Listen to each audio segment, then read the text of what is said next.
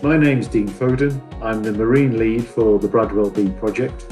I work with a team of between 30 and 40 other people delivering marine surveys. The purpose of these surveys, the way that they serve the project, is to gather information which allows us to assess any effects that the project might have on the Blackwater estuary and the surrounding marine area.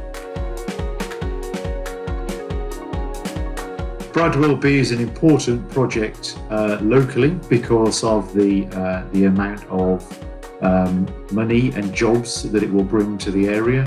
But nationally, it's also important to support the UK's energy strategy to allow the United Kingdom to meet its future carbon emission targets. So marine surveys are needed when building a nuclear power station, because the use of cooling water is really important to take heat away. The heat from the reactor is used to generate steam, which turns a turbine, and the excess heat has to be removed in some way.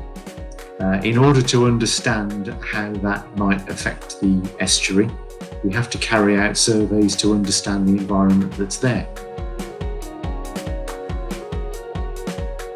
The fish and plankton surveys we're carrying out use different sorts of nets and trawls to see which species are present in the estuary. Our ecology surveys take seabed samples using grabs for the same purpose. Water quality surveys take water samples which are then analysed for any chemical contaminants that might be there. We also measure things like waves and tides and currents, temperature, suspended sediments, and underwater noise.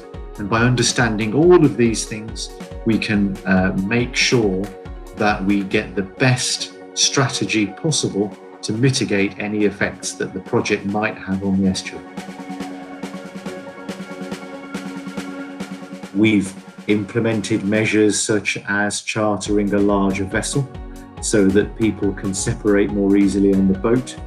Obviously, the regular use of PPE like gloves and masks and hand washing and hand sterilising has been used.